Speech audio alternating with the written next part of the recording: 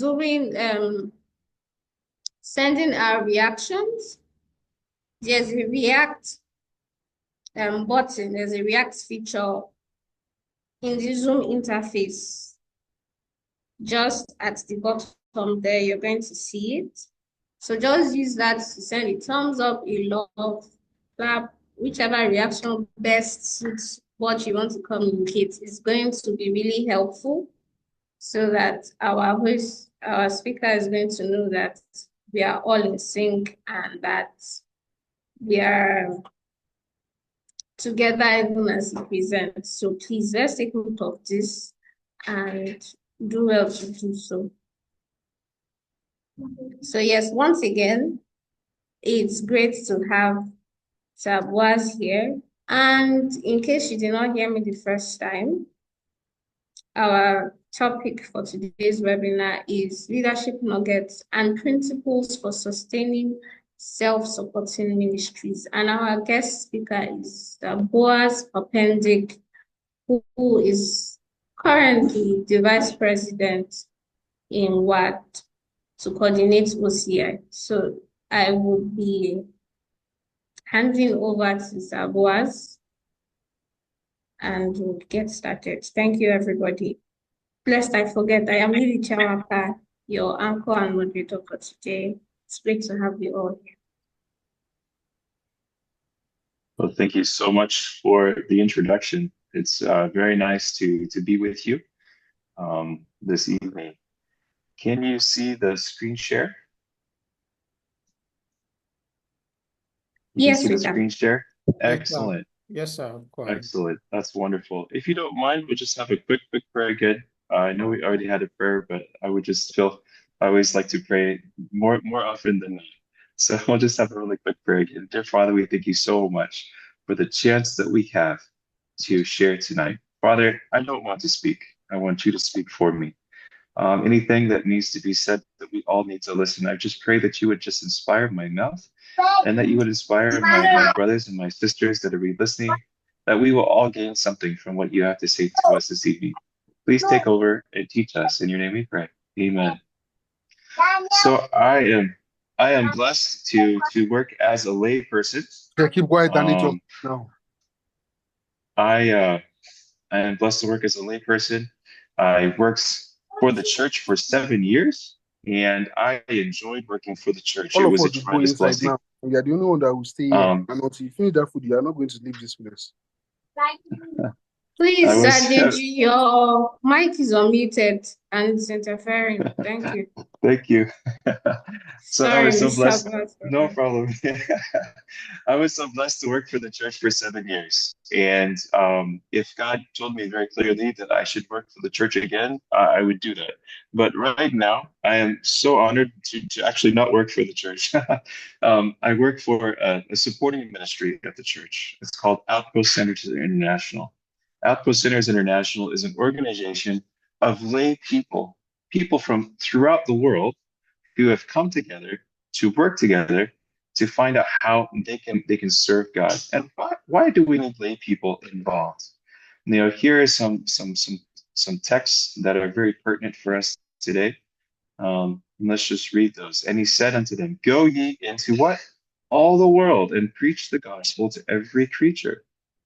So we see this from Mark 16. "And to every nation, kindred, tongue, and people." And we can see this from Revelation. Sorry, I'm just trying to get it so I can see better here. So God has given us a commission, hasn't he? He's shown us something that we need to do.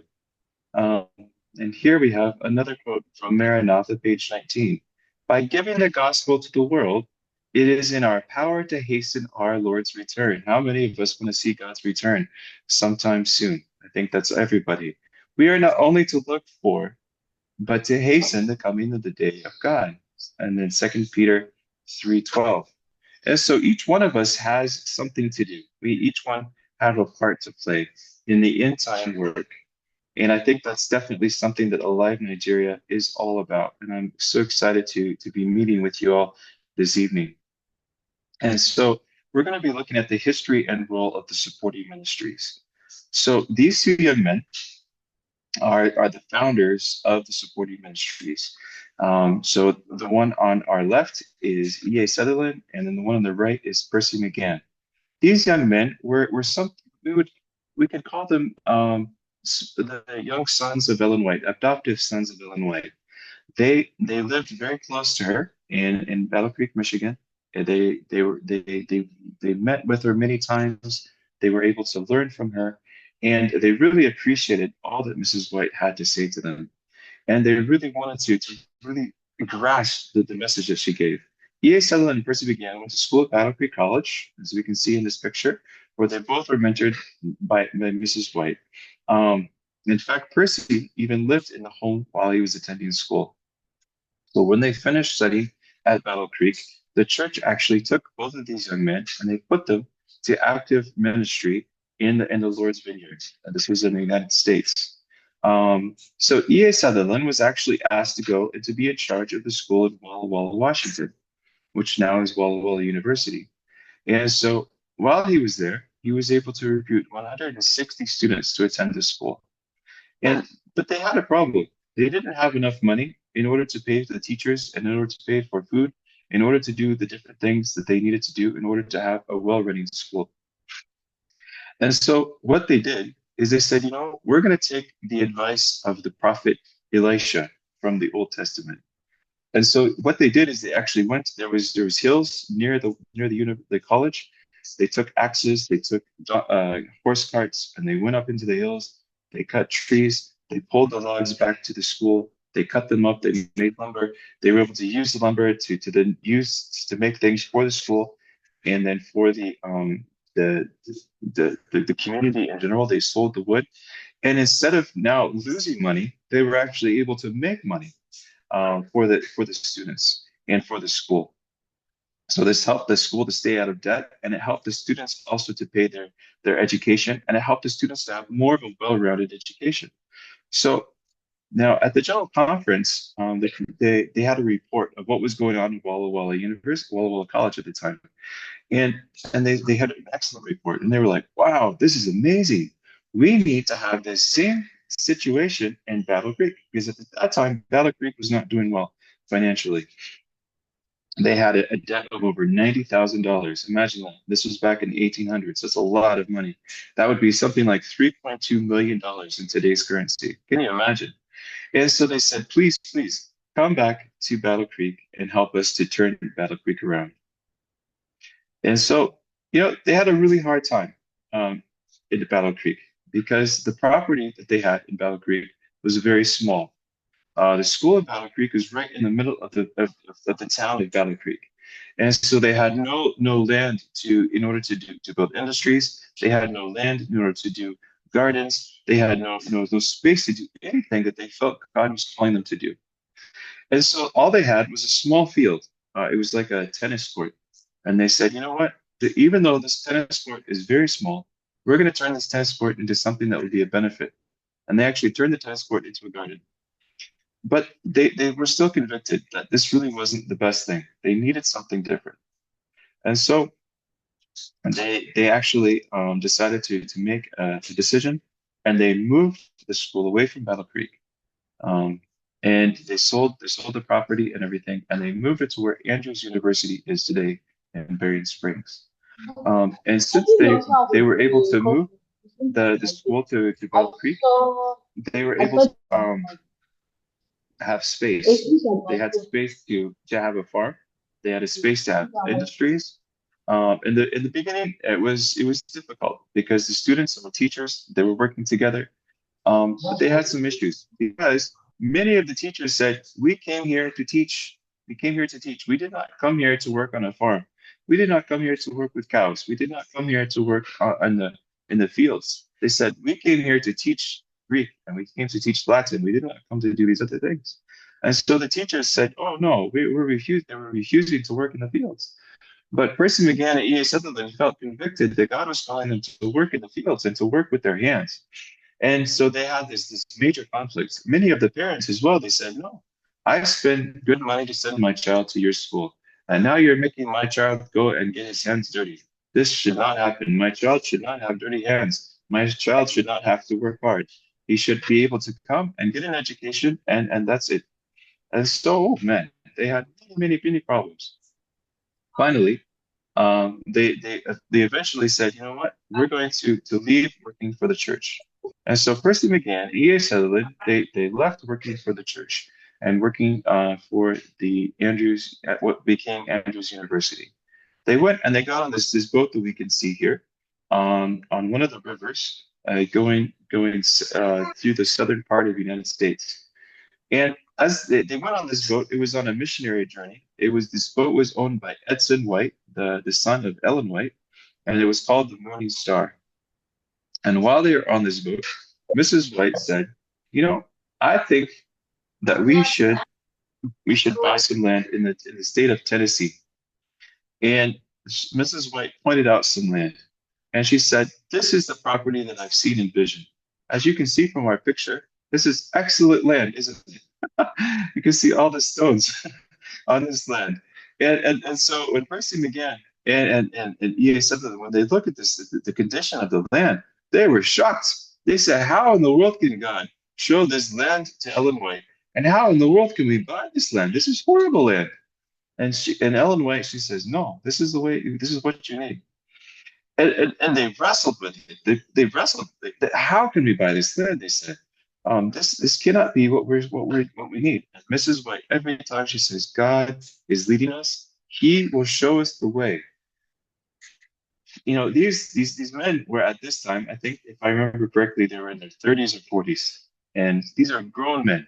And they one day, after going back and forth with Mrs. White, they knelt down in the middle of one of the fields, and they fled with God, and they said, God, why? We do not want to buy this land.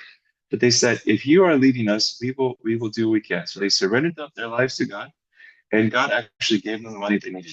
So they bought the land. And this is the house that was on the property. They just had one farmhouse. And so the staff and the students and everybody all lived in this one house. And the rooms were very small. They had, I think it was 7 staff to begin with. And this is the founders, the Madison College. God, through different miracles, was able to provide the money in order to buy this land. Ellen White even helped to raise money for the land, and she was able to help with the legal papers for the school. Ellen White was actually on the board for this school. This was the only school that Ellen White was on the board. Even though she lived at many other Adventist schools, she was never on the board of these schools, but she was on the board for Madison College. She called on the church to help with this school, and many of the church people, some of them did, and some of them didn't want to help. But by God's grace, Madison College started, and it was through the help of Mrs. White. So Madison College it was started at Edward and Percy first planned to start a small school to help the impoverished hill people of the South. God used Ellen White to cast a larger vision. So the first vision was small. Ellen White was able to show them, you need to have a bigger vision. And I think this is really applicable to those of you who are watching, and to myself included.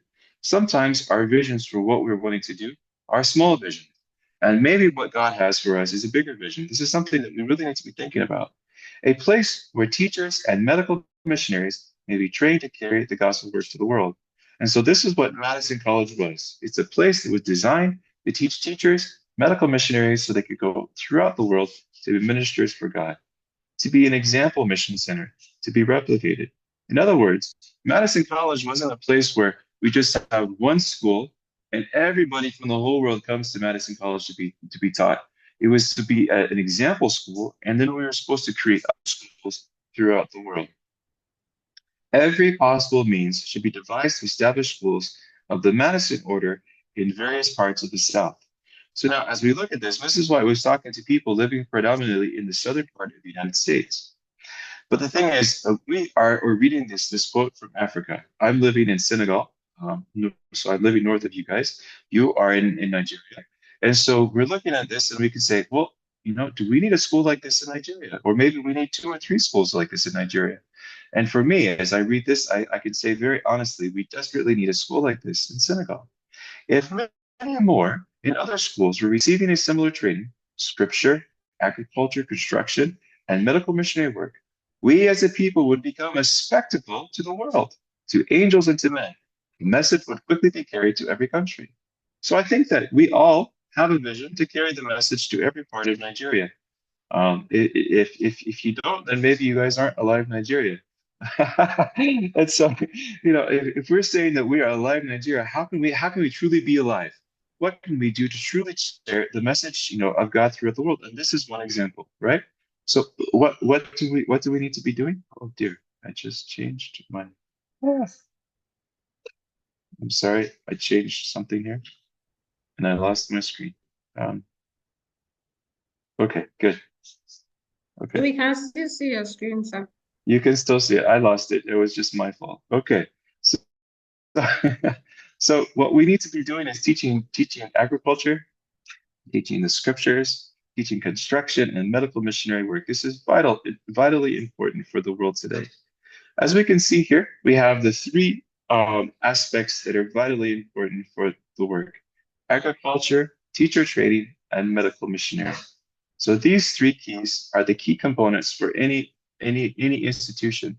Even if we're a restaurant, even if we're a bakery, even if we're a bookstore, these things are something that we need to be thinking about and having implemented in our institution. The institute is primarily a normal school. It was established to train home and foreign missionary teachers, and the accomplishment of this object is ever directed. Okay? There is no age limit for students entering the institute, but young students and those undecided as to their future work are advised to look elsewhere for their education. The energy of the institute is devoted to the rapid training of teachers for rural industrial schools. So this school was designed not to be a school that took a long time, but instead it was designed to be a school that would rapidly teach people so they could get out and do the work. From 1904 to 1914, students generally spent 1 year at Madison studying education, health, agriculture, and various trades associated with rural life. So after this 1 year, then they went out and they started, as we can see, different places. This place in Cuba, Oak Grove Garden School. So these are different schools that they went and they started. By 1912, we have some other places that were started. They had very modest schools, very humble beginnings, but they did what they could. Here we see a picture of the missionary work for the African Americans in the United States. And so people from Madison College came and they started schools for anybody they could, white and black and everybody. And as we can see in the first few years, they just had a few schools surrounding Madison College. Madison College is the star in the middle, and we can see these other ministries that are slowly growing up around the school. So this was the first annual convention in 1909. So in 1909, all the different students came that had already taken classes at Madison College. They came back and they shared stories. They shared testimonies. This is what God is doing in my life. This is how God had done miracles for me. This is what we're doing. And it was so encouraging that they said, you know what, we need to do this every single year. And actually, that program is what we have at ASI today. I'm sure many of you have heard of ASI. ASI started because of these people coming back to Madison College and sharing testimonies of what God was doing in their lives. In 1915, the missionary nurse course grows from 1 year to 2 years. In 1920, NANI offers 2 year courses in nursing, education, and agriculture and home economics. By 1942, we can see all of these different ministries that were all started by students who went to this school. And as you can see, they were started in many different states in the United States. And you can see from this photo here, we have many, many stars of people who went to this Madison College, and then they spread out all over the city of the United States, and they were able to create many, many different institutions. So when Madison College started, the Southern Union, which is these states that you can see here in this map, was the smallest. We had the smallest amount of Adventists in the North American division. After it became one of the largest in the United States, and as you can see, by 1942, there are many, many, many different ministries that were started. E.A. Sutherland would remain as president of Madison College until 1947. Percy was called away to work for the church in 1950, and he became the president of what became Loma Linda University. In 1947, Sutherland was called to the General Conference to discuss how the church should relate to the now dozens of supporting ministries, as you saw from the map that we just looked at from here. Many, many different supporting ministries. And so the church said, how can we work with you? And so then that's what we became ASI. So ASI became an organization where it's collaboration between the church and lay people to collaborate to work together. So in 1946, the General Conference of Seventh-day Adventists took special recognition of the expanding influence of the self-supporting work, not only of Madison and all of its units, but of all such work throughout the United States. As a result, they set up the North American Commission of Self-Supporting Workers, the secretary that worked at the General Conference. And so then that's what became ASI. Representatives of the units who were carrying forward self-supporting rural missionary work in the South, together with men and women from other parts of the United States, who are engaged in similar education and medical missionary enterprises on a self-supporting basis, met in Cincinnati on the 4th and 5th of March to organize the Association of Seventh-day Adventist Self-Supporting Institutions.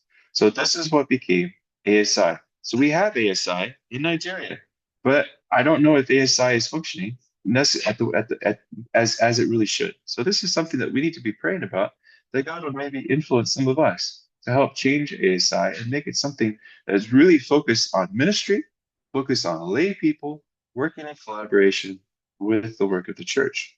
So what happened is Madison College closed in 1965, but its influence and example made a tremendous impact on the lay missions around the world. In 1983, the president of Wildwood, Warren Wilson, and several other ministry leaders decided to create Outpost Centers International to help connect and support the growth of lay ministries worldwide. And then Wilson became the first president of OCI. And OCI's mission is to connect and support the growth of supporting ministries. ASI became, it first started as ministries, but then there were businesses that joined. Today, you have bankers, you have factory owners, you have doctors, you have dentists, you have all kinds of people that join ASI. OCI is specifically people who are focused on ministry. OCI is here to inspire members to do total member involvement. The church talks about total member involvement. But the thing is that many times the church doesn't give us the tools in order to do total member involvement. OCI Ministries, what we do throughout the world is to be able to give tools to members, our fellow lay members in the churches, so that they can also be inspired and to actually implement total member involvement. How we do this? We have conventions. This past year, we had 2 conventions. We had one in Jos, which was really a blessing. We had another one in Abuja. That was also a blessing. And we were able to inspire people in those areas on how they can they can work for God. We also are here to help empower ministries to help them to thrive and to do more for God. And we're actually working on some really exciting stuff right now with a friend of mine. She's actually creating a course so those people who start ministries can actually have further education in how to develop it. So we have these 7 pillars of service: spiritual, consulting, training, financial, community, promotion, and coaching. So these are all ways that OCI helps to work with people. Also, one of the things that I really appreciate about OCI is a partnership. For many years, I lived here in Senegal and I had no connection with other people in West Africa. But after I joined OCI, after I started traveling around and meeting other ministry leaders throughout West Africa, I became animated. I became so excited because I was able to meet with Brother Manoa from Jengre. I was able to meet with Brother Ibrahim from Jos. I was able to meet with Brother um, Amileke from Abuja, and so many other people. And I'm really praying that God will help me to meet with many, many other people in Nigeria, and so we can actually see God working more. And as I see what my brothers and sisters are doing in Nigeria, it gives me courage and it gives me strength for what I'm doing here in Senegal. And then hopefully what I'm doing here in Senegal will in turn help my brothers and my sisters in Nigeria to be encouraged and to do more. And so really we can do much more together.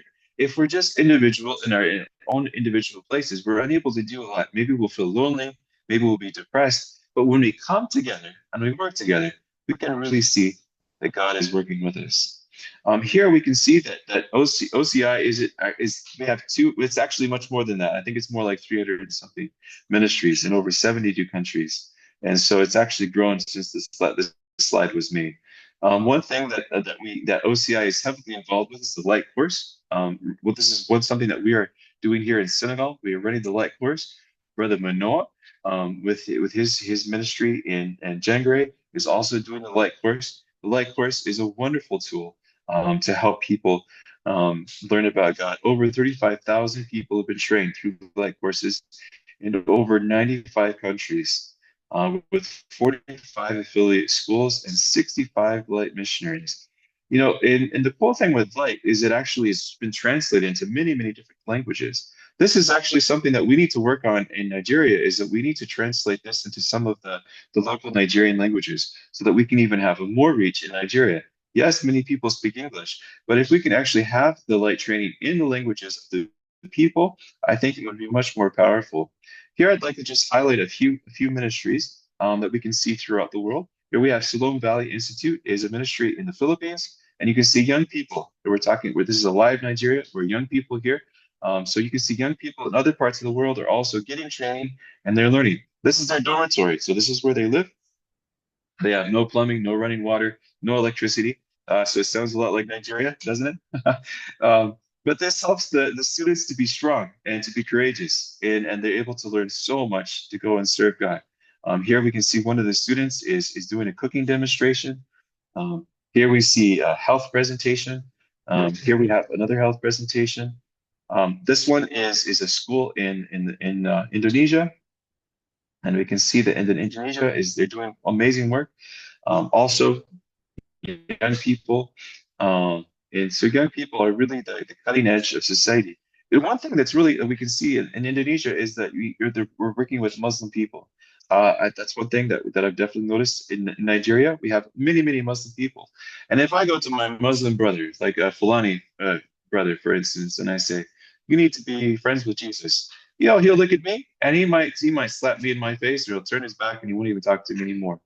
But if I come to my Fulani brother and I say, "Hey, can I take your blood pressure?" Then he'll actually be open.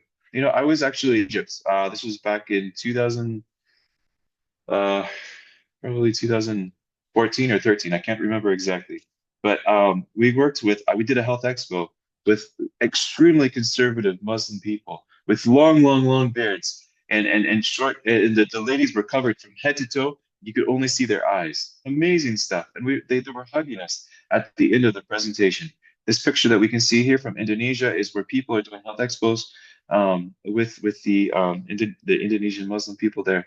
This is a grocery store that was started by some of our Indonesian sisters. Um, so basically, they bought the store and they are rented the store, and you can see the store here. And they had many of the customers that came to the store and they would have questions about health. They would say, I see you're selling these products, but I don't know how to use them.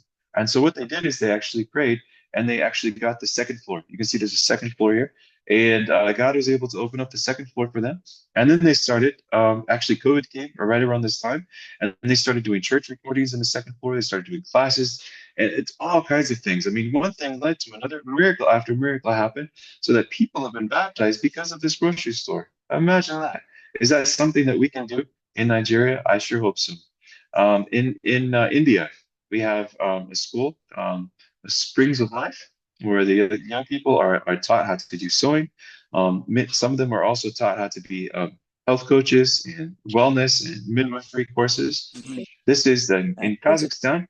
It's called the Pearl. In Kazakhstan, it's very difficult to do missionary work, but the Pearl is able to do all kinds of work because it's a health institution, and people are able to learn about Christ because of the lifestyle center that is here.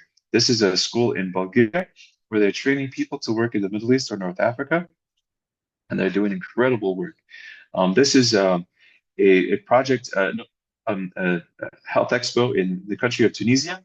We cannot actually do active ministry in Tunisia, but you can do health expos. And so we're just grateful for what health expos do in the world. This is where they're doing a stop smoking clinic again in Tunisia, and God is really blessed. This is from the very first health expo ever done in the country of Turkey, and God really blessed this health expo. But it's not only in the Middle East and in Asia where things are happening, here in Africa as well. We have projects going on. We also learn natural remedies, healthful cooking. One of the biggest institutions in the whole of OCI is Riverside Farms. They have many, many, many hectares. They have bananas. They have a lifestyle center. Here's a picture of their lifestyle center. They've even had the president of the country come to this lifestyle center, and he was treated here several times. And they've had an incredible impact on the country of Zambia. So these are people who are working for God. You may know some of these places. Innova is from Cape Verde, a wonderful, wonderful ministry doing training, flight training in the country of Cape Verde. Center for Science and Redemption is doing wonderful work up in January. Our Life is a brand new OCI ministry. It's a small grocery store in Jos, and they're doing wonderful work. This is from the country of Moldova. And this lifestyle center, they are always full. Even though the country of Moldova has very poor people, this lifestyle center is always full. It has people from that very high level of society who come here to be treated. Why? Because the service is excellent and people are really blessed by what is happening there. This is Herculea. We're going to have our next international OCI retreat here in Herculea in just a few weeks. Wildwood is the mother of the Light program and many other programs that we find in the world today. And Wildwood is just one example of an OCI institution in the United States. And they are doing incredible work. Mrs. White gives us some excellent counsel, as we can see here. Ordained ministers alone are not equal to the task. God is calling Bible workers and other consecrated laymen of varied talents who have a knowledge of present truth to consider the needs of the unborn cities. There should be 100 believers actively engaged in personal missionary work, where there is but one. Is this convicting or what? I think this should be convicting for each one of us. Let's just look at this graph here.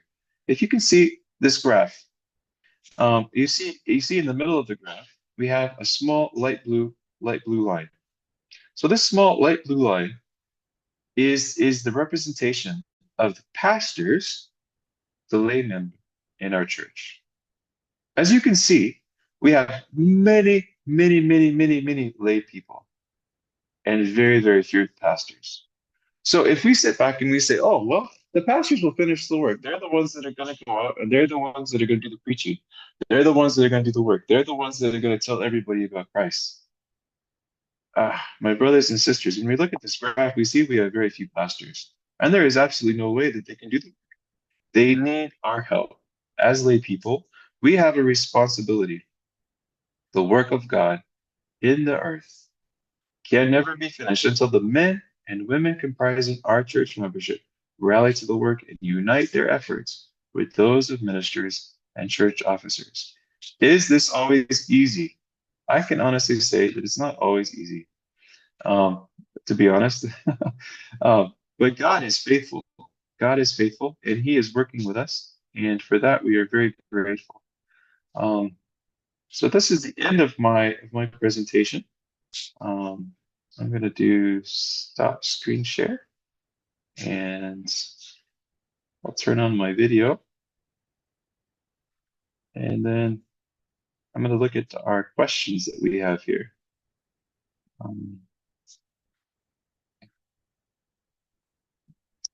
So yes, thank you for this. Yes, we need Madison schools. We need Madison schools. We already have several started. Gay is one school that's been started by my brother, and he's doing wonderful work. We also have the Science of Redemption, who's also doing work, but we need more. We need more. The thing is this. What we have is this, and if I offend anybody, please forgive me. I'm not here to offend anybody, and that's not my intention. But one thing that I think that we need to be very careful in thinking about is this. When we think about Nigeria, we think about Babcock. And the thing is, you think about how many students do we have at Babcock? Babcock basically takes all the resources, it takes all the people, everything into one place, and it concentrates all that in one place. What happened if there was an earthquake or a typhoon or I don't know, something happened and we lost Babcock by some strange event, and Babcock wasn't able to function anymore? This would completely hurt the work of that we see in Nigeria today. But what Mrs. White is saying is that we need institutions not just in one place, but we need institutions throughout Nigeria. And so this isn't, we're not talking about large institutions, we're talking about small institutions like Madison College throughout the whole country of Nigeria and throughout West Africa. So this is something that's incredibly important. So yes, definitely. Um,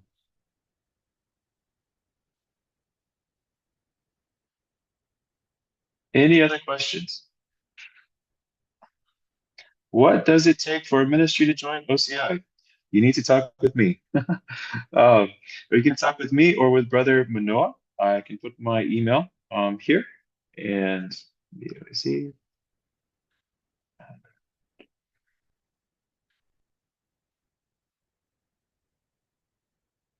So you can, this is my email, Boaz P at Outpost Centers. And then this is my WhatsApp.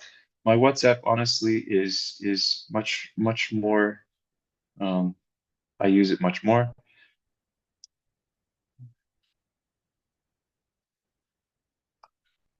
So if you want to join OCI, you can go to the website. It was on my shared screen. Maybe I should share my screen again. Um, yes. Can you see it?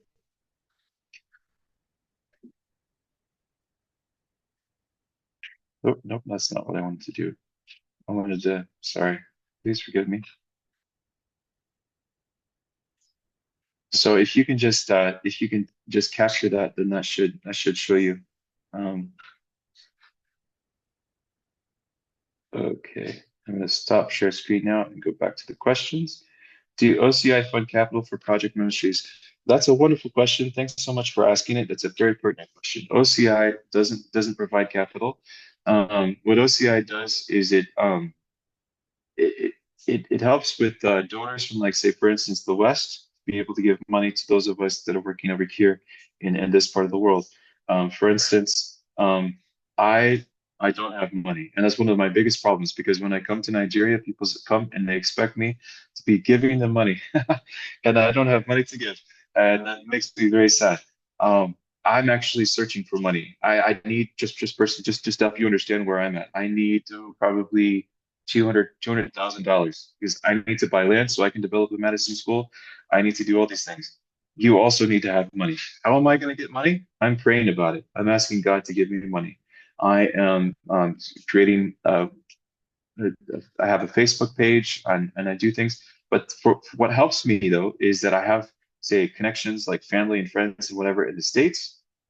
They will send money to OCI, and then that money gets sent to me.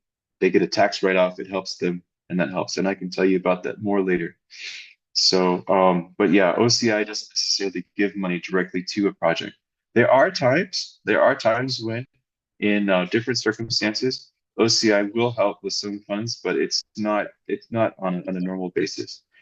Thank you for the presentation. Could you please suggest how we can start establishing small institutions in different areas? Don't we need to be trained skills for set these? Okay, yes, we do need to get training.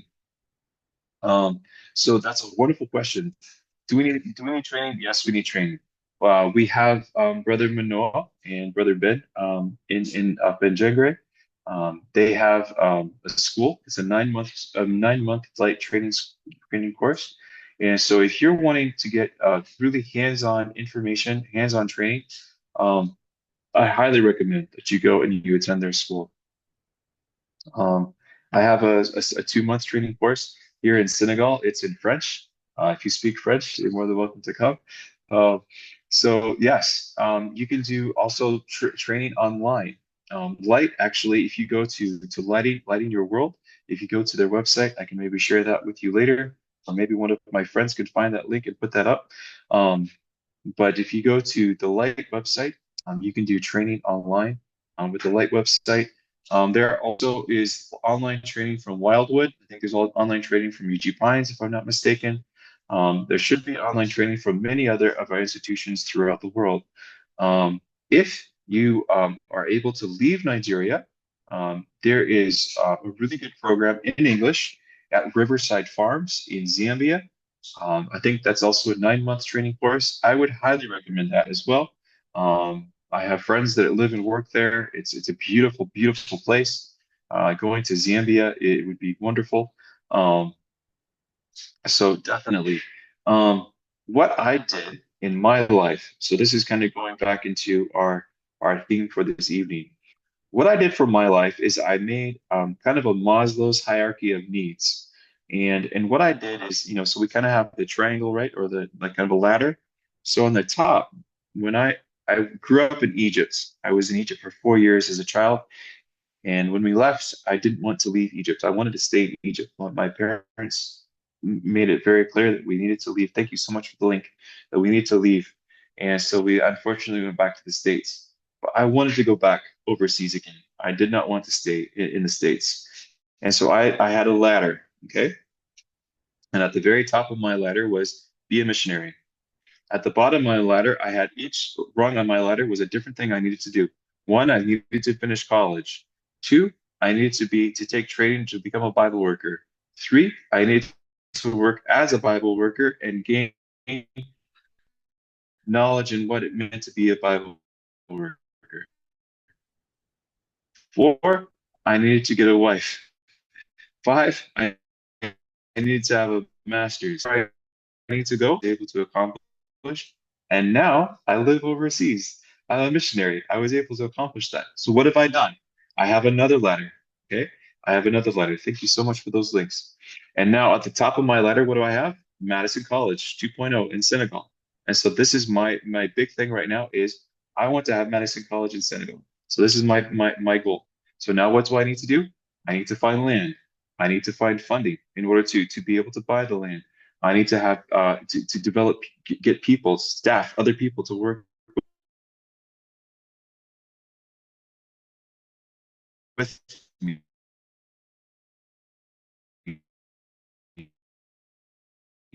And so I have to have all these different things. So I need a, a co-worker.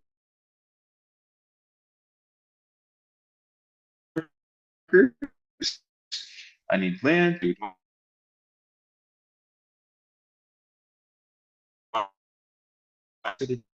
Don't have people.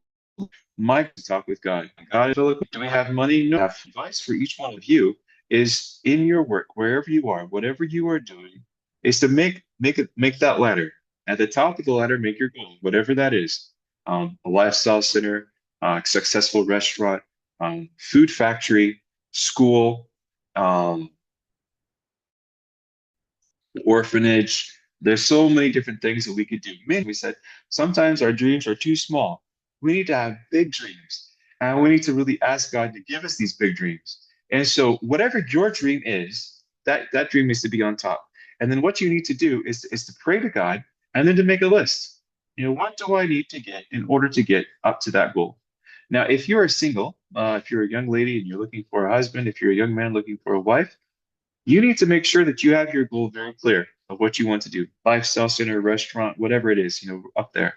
And then you need to make sure that your future spouse, whoever you're going to marry, whoever you're falling in love with at this point, also has that same vision, that same dream. If they don't, then you need to find somebody else or change your vision and goal. This is something that's incredibly important for young people throughout the world. I have so many friends who wanted to be missionaries, who wanted to serve God, but they didn't marry somebody who supported their goal. And now, even if they're in the church, it's a miracle. So this is something incredibly important. Your spouse is somebody incredibly important for you to choose. Also, we need to be really focusing on your spouse. You need to focus on friends. Okay. One thing that's incredibly important for each one of us is friends. I have a person that I'm working with. His name is Luke Fisher. I met Luke Fisher when I was in high school, and God has brought us together to be able to work together and to be able to do our project here together in Senegal, and he's been a huge blessing for me. My friends in Jangre, you have brother Ben, brother Manoa. They're two brothers. They're working together very closely, and then they have students that they train who are now working with them. One thing, in addition to a spouse, you need to be praying that God will put you in contact with people who have a similar vision. Remember, when Jesus sent out the disciples, he didn't send them out one by one. Jesus didn't send out disciples one by one. He sent them out two by two. And so what we need to do is pray that God not only will help us find a spouse that's supportive of our mission and dream, but then also help us to find friends who have a similar vision and a similar dream to what we're doing. So that as we go out and as we work, we'll have somebody else to help us out. Follow up to the last question. Oops, sorry. Do you mean the training course is for step-by-step strategy to set up small institutions or equipping members with the skill set to run the institutions? That's a great question.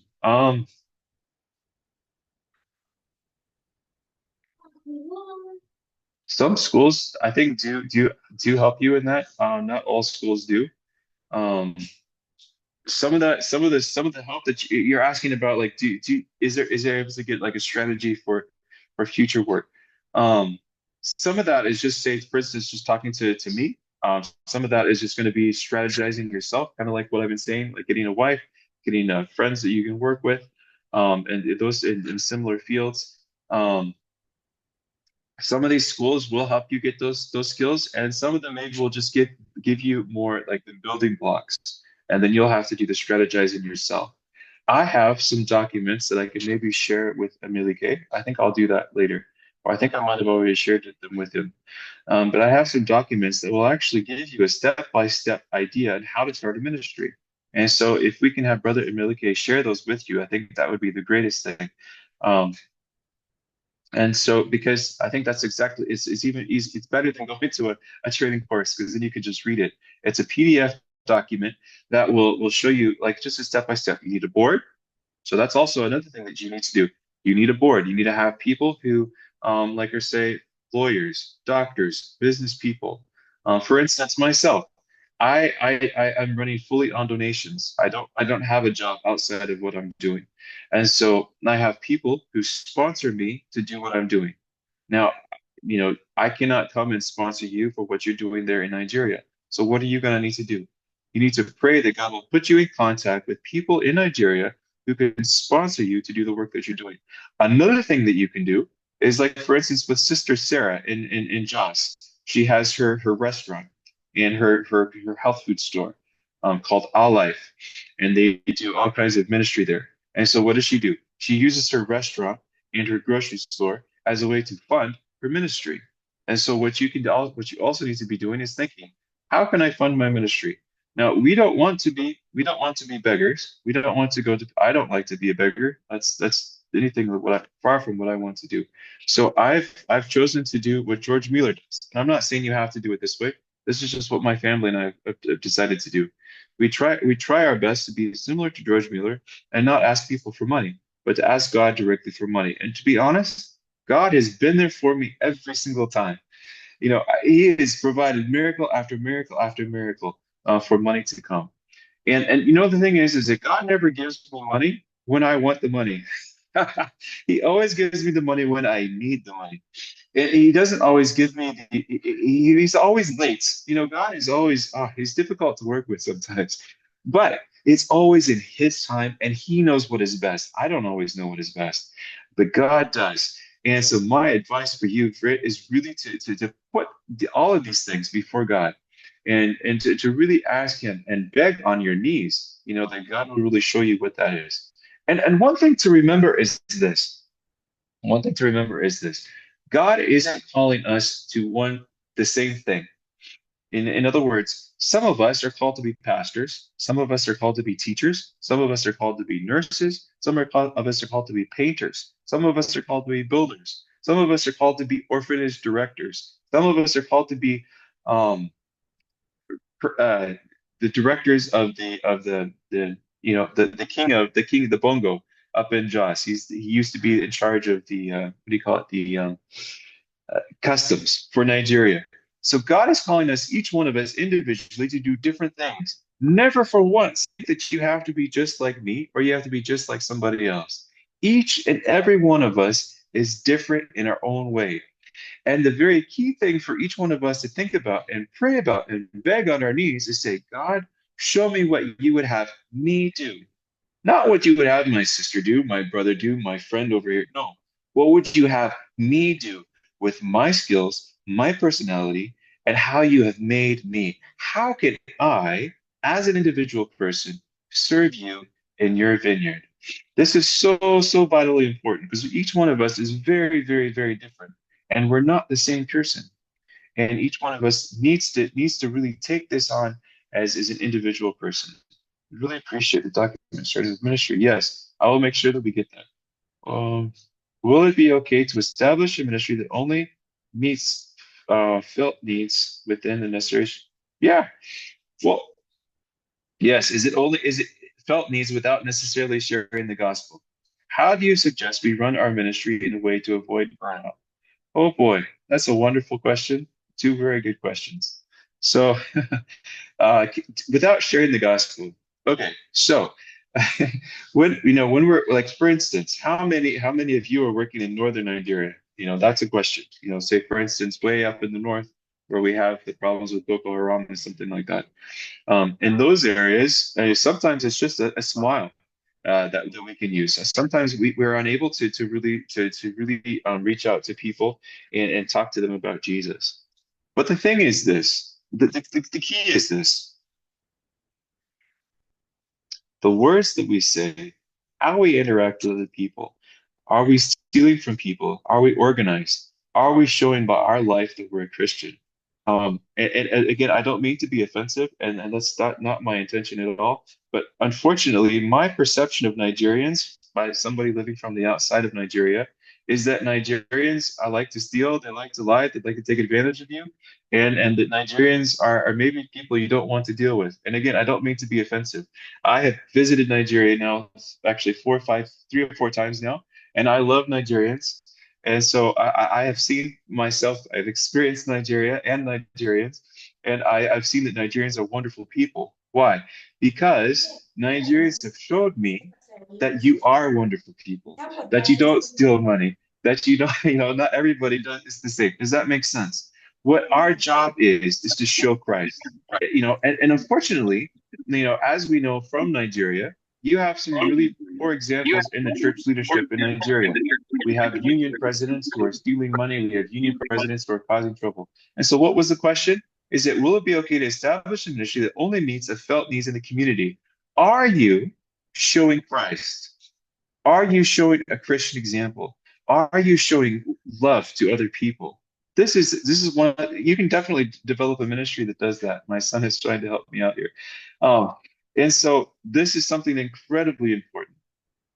And like I said, I'm not trying to be offensive at all. It's just, this is just unfortunately some of what we've seen in the world around us. And so, my job is, as I travel around the world, my job is to say, I know Nigerians. They are wonderful people, some of the very best Christians I've ever met in my life. And it's true. It's very true. I love Nigerians. But, and so, but see, this is what we need is people who show by their life that there's something different. And then people can come up to us and say, hey, you're different. You're not like everybody else. Why are you different? And as they ask those questions, then we can share the gospel and we can share with people something deeper. How do you suggest that we can run our ministry in a way to avoid burnout? Oh boy, avoiding burnout is probably one of the biggest problems that we have in the world today. It's a wonderful question. How do we avoid burnout? I think the one thing that we need to do is to take time in nature. Um, take time in nature is incredibly important. Many times, what we do is we get into this thinking that it's the end of the world. Jesus is coming soon, and it's true, which I believe wholeheartedly. But sometimes we get in this focus, that we're at the end of the world. Jesus is coming soon, and we have to work, work, work, work, work. And what happens is we burn out. What did Jesus do? Jesus, when he was with here on this earth, he was going all the time. He was speaking to literally thousands of people all over, thousands of people. And he was really close to burnout. What did Jesus do? He went away. He took his disciples to an out of the way place, and they had time away in nature where they could just breathe in a fresh air. Most of you, I don't know about most of you, many of you probably live in large cities. I, for one, live in the city of Dakar, and we have horrible pollution in Dakar. I'm assuming many of you live in Abuja and Lagos and in other large cities, Port Harcourt and other large cities there in Nigeria. When you think about the pollution that's around you and as you breathe the air, that's not good.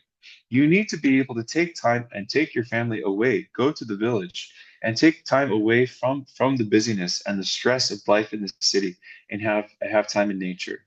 One of the key things, Outposts, if you look at the name, Outpost Centers International, what Outpost means is it means that people will actually go outside the city. So what you do is you're outside, like say Port Harcourt, outside Lagos, outside Abuja, and you create a center where you can invite our brothers and sisters who are in the city to leave the city, come outside the city, and to have a place where they can actually breathe, where they can relax, where they can be, in tune with nature. That helps so, so, so much. And when we can be away in nature. Um, Also, there's this very special word that I personally have not been very good at using in my life, and that word is no. Um, I don't know. Many of you may have the same problem, but I have a huge problem with the word no. It's something that I need to apply in my life. I need to be able to say no to different things. People ask me to do something. They say, Boaz, would you do this for me? Yes, that's fine. I'll be happy to do that. Would you do this for me? Yes, I would be happy to do that. Just today, I have this meeting with you this evening, and I have many other things that I'm working on my schedule, and people are asking me to do things, and I said yes, yes, yes, yes, yes, to the point where I was so stressed today because I didn't know the word no. Being able to use the word no is probably one of the most important things that we can do in our Christian life. And being able to set boundaries around ourselves, boundaries around our families, boundaries around our ministry is incredibly important. Um, yes, truly one of the challenges ministries battle with the burnout, definitely. So being able to say no, being able to create boundaries, being able to take our problems to the Lord. Also, another thing too is that many times in ministry, ministries are led by very strong people, people who have lots of ideas and people who really want to get things done. And so many times these types of people, what will they do? They will do everything. What did we just talk about earlier? We talked about the need to have a good spouse. We also talked about the need to have friends. In other words, I can't do everything. If I do everything, I will burn out. But if I have a spouse, if I have friends, this is something we talked about earlier, who are there to help me, and I actually give them work instead of keeping it all myself, I actually give work away to them. Then they have the blessing of doing something, and then I have less stress. I hope that's helpful. But this is one thing that I've noticed, for instance, in the school that I'm running here in Senegal, we've had some key problems in our last class. We said we're going to have staff meetings every single week. You know what happened? We had only two staff meetings in 2 months, and we had some pretty good frustration in our school. Why? Because we didn't communicate. And so then we had stress, we had burnout. Why? Because we didn't communicate. Communication is key. Communication is incredibly important. And this is something that we all need to work on. Say no, have friends and a spouse that are helpful to us, and then being able to communicate with people, and then giving responsibility to people, and then having people actually know this is my responsibility, and then actually doing it, and then letting them do it. Many times, what we'll do is we'll say, this is your responsibility, but then we don't let the person do it. For instance, I know one mother who she wanted the kitchen to be clean. She wanted her son to be clean. She wanted everything to be clean. And so she never let him help with this. And she never let him feed himself. She fed him and everything else. She became very stressed in her life. And then the son, he doesn't necessarily help as much now. He doesn't want to be involved with anything because his mother did everything for him. We need to give responsibility to other people. Not only does it help us, but it will help them as well. Um, Say no when you have to, definitely. So, any other questions? I don't know. Have we gone over? I don't know. I don't know where we are.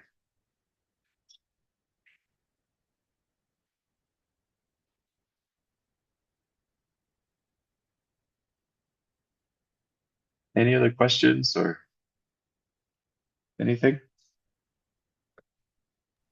All right. Thank you so much, Boaz, for the beautiful presentation. Super awesome. It was very relatable too. And I'm certain that everyone was able to find something, one thing or the other that made a lot of meaning and impact to them respectively. And that's why we had all the questions come. Thank you too for attending to the questions as seamlessly as possible. We're really grateful. So we are gradually coming to the end of the webinar. Does any other person have any other questions that we need to take? You can still send that in the chat box. But then I'll still join my voice with Boaz to say thanks for all the questions and for listening so well, so attentively. So I'm just going to summarize the key points that Boaz mentioned, things that stood out for me in the course of the webinar. So he mentioned that the OCR is doing a lot to train laymen, and he mentioned that there are branches in different countries and in a lot of places. And he mentioned the light ministry too. He mentioned that I mentioned what Sam Manoa is doing in Jos and what the our life is doing as well. And they're all beautiful to see, really beautiful. And something that also stood out for me is the fact that he mentioned that when dealing with these people that are not so Christian, one of the major ways to reach them is through their health. Because I mean, health is a universal thing that everyone is interested in. So I'm going to send the WhatsApp contact. I see someone is asking, Rasilas, I see your question. We're going to send his WhatsApp contact to the general platform on WhatsApp so that everyone has access. We're going to send his email as well. So yes, like I was saying, health is something that everybody's interested in, and it just takes our minds back to Jesus's example, Jesus's strategy. When he was here on earth, his major focus, like a large part of the work that he did, was attending to the needs of the people that he met, especially as concerns their health. Because attending to the health of people is a major way to show that you care about them, that you're concerned about them, and that you mean well for them as well as have their best interest at heart. And that's what the Layman Institute is doing.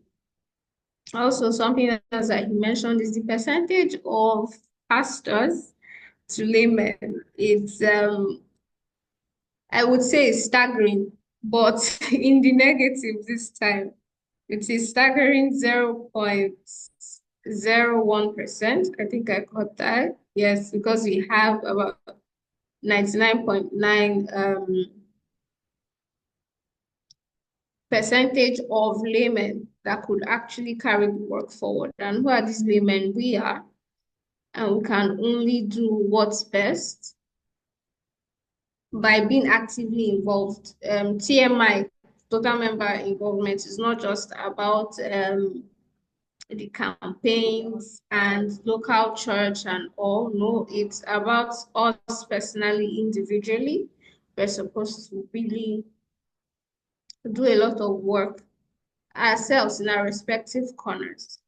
So please, as much as possible, let's take these things to heart. And then the burnout question, funny how I was hosting a space today on Twitter, X rather, about work-life balance.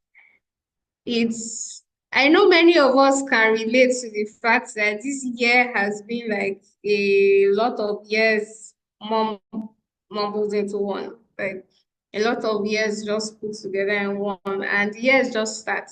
Especially for us here in Nigeria, it's been tough holding up businesses, especially supporting ministries that might not have all the funding that they need, right? Doing ministry in the country with the economic situation is tough, and a lot of us would actually agree with me. Doing your normal business that even brings profit is tough. Talk more of doing something that is not bringing in profit and does not necessarily have funding.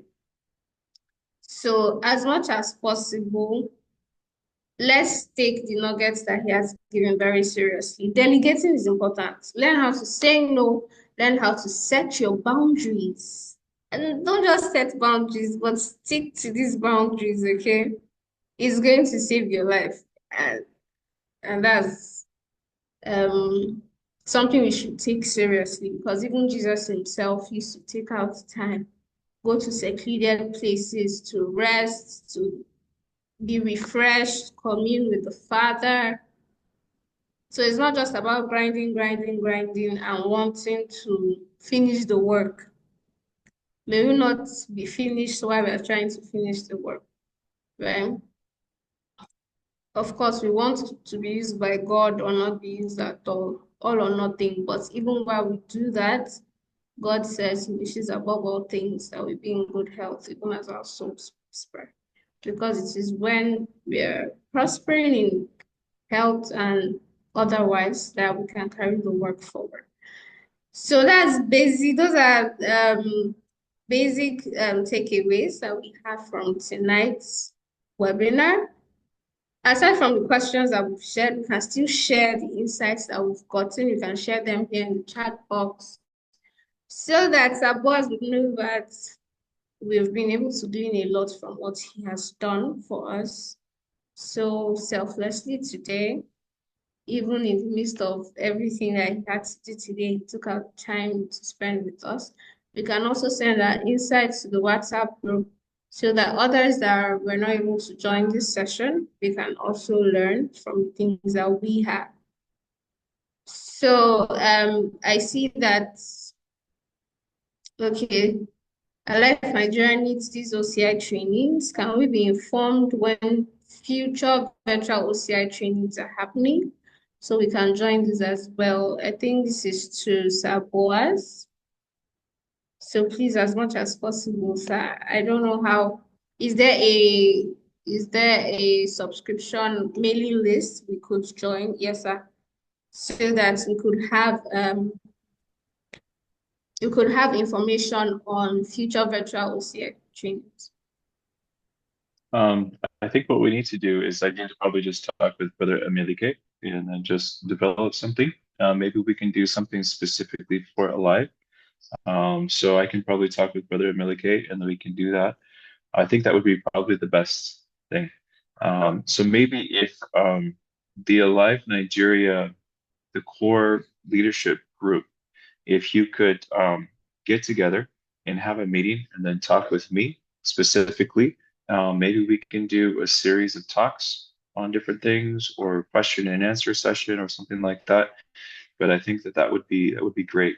Um, just also something just as a heads up, you can be praying for us. I will be in Nigeria in person this coming the end of April, 1st of May. I'll be coming with the president of OCI. If you have the chance to be up in Jos, and during the first week of May, so you can meet with him and then potentially talk with me as well. I think that would be a real blessing. We had hoped to do a major program with the North Nigeria Union, but Impact 2025 came along and totally threw our plans out the window. I'm sorry, here I am going talking again. But something I was just telling my students this just a few weeks ago. One of the most important words, and I made them guess the word. I didn't just give it to them, but one of the most important words that we need to learn as missionaries, we're all missionaries. Not a one of us is not a missionary, is the word flexibility. And so if we do not know flexibility, then we've got a problem. But again, I will be in Nigeria the end of April, 1st of May. The president of OCI will also be around. So maybe we can do an Alive Nigeria Zoom call with him. Maybe that could work out. I would recommend that if we can.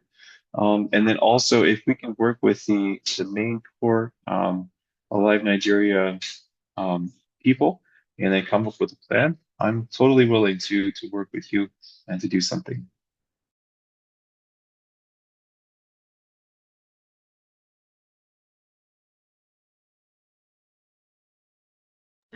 All right. Thank you so much, sir, for all that information. Also, I think someone requested, not I think, someone actually requested for the PDF document of your presentation. If you could share that with us too, it would be highly appreciated. Thank you very much. And so that we all know, Alive Nigeria is planning a training for medical missionaries in collaboration with Light. We are planning a training that is supposed to happen in April 2025. That's next month. And the registration date has been extended. It's a 1 month training and it's open to all. So just in case you want to, you're interested in this training, you can always register and be a part of it. Okay, so the document has been shared. You can reach out to the communication team to get that. Thank you, everyone. It's been an awesome time with us all here. And special thanks to Sir Boaz. It's been really beautiful hearing from you, learning from you. It's been super awesome. Thank you, everyone that participated and made today's session a success. It's really heartwarming, and I'm certain Sir Boaz will have more good news and more good tidings to share about Christians in Nigeria, especially Adventist Christians and Alive members. So yes, Sir Boaz, do you have any final words for us before we say our closing prayer and wrap up? Well, I guess my final word is just to really stay true to what you've learned. Recently, I've been really blessed to we had some guest speakers come to maybe we need to send them to Nigeria. We had some guest speakers come from the United States who shared about the sanctuary and for our students. And when we went and we asked our students, what was your favorite part about our course? We have a dental component in our course, we have the light component, but they said, that the week that we had on the sanctuary was the most important part of the whole course. And my recommendation for each and every one of us, myself included, is that we need to study more about the sanctuary. Why? Because the sanctuary impacts everything that we see in our world today. It is so incredibly important. It's like if we are not spiritually grounded, if we are not focused on Christ crucified, what Christ has done in the past, what he's doing currently in the sanctuary today, and then what he will do in the future, then we're lost. And we won't be the effective missionaries that he's asked us to be. If we want to say we are truly alive, if we want to say that we want to put Nigeria on fire, what do we need to do? Get back to the sanctuary. And so my recommendation for you is to really do that. I've just been watching a series of videos on the sanctuary. I could share some of those with you, maybe with some of the leaders if you'd like. But just please do more research on the sanctuary. That's completely. I wasn't thinking about saying that, but honestly, that's it's. I've really been impressed by that recently, and how God has really impressed on my heart that I need to know more myself.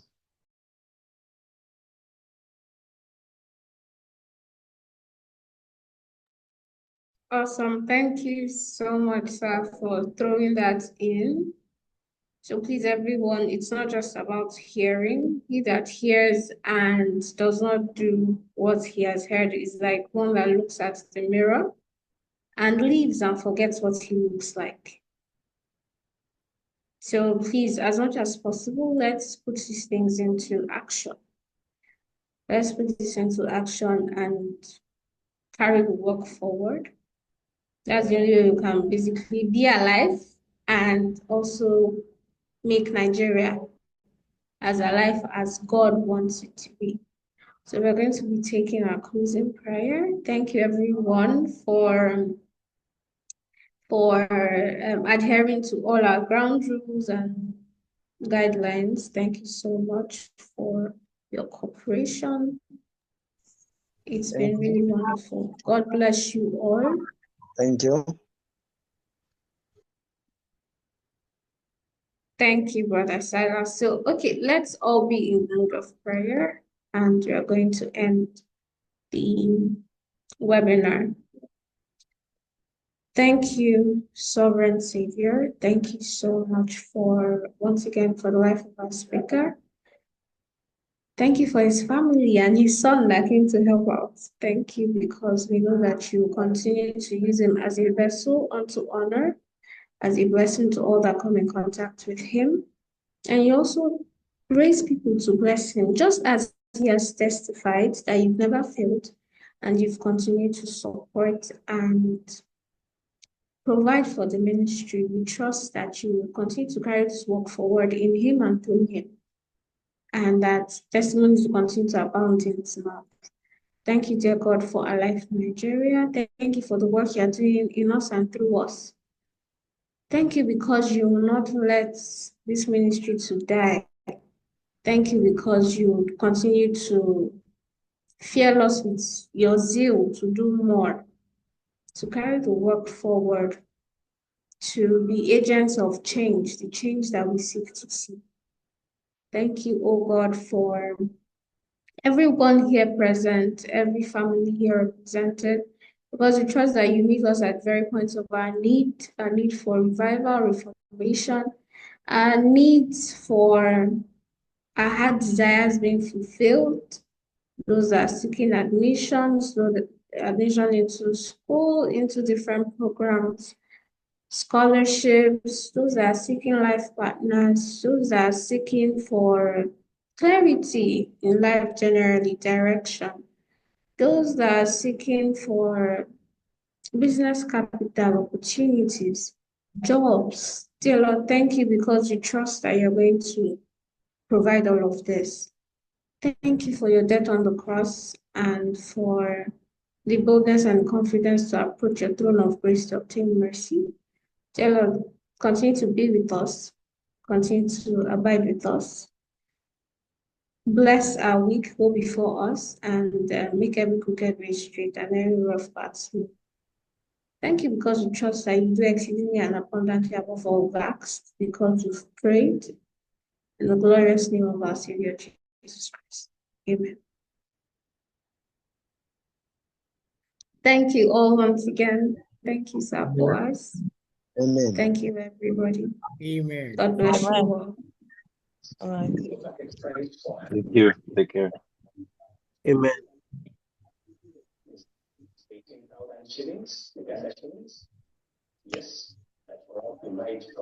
Bye. Good night, everyone. I think we can unmute our mics and on our videos and just say Bye. bye. Bye.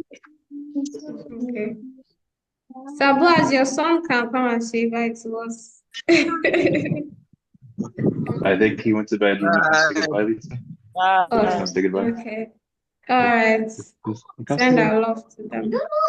Thank you, Uncle Boy. Okay. Bye, everyone. Have a great week. Bye. Bye.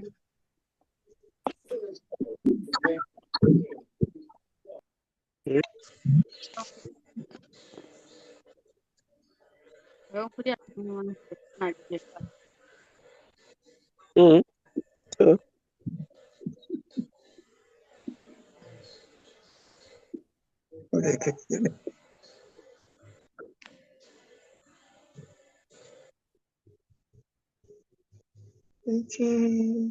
Okay, yeah.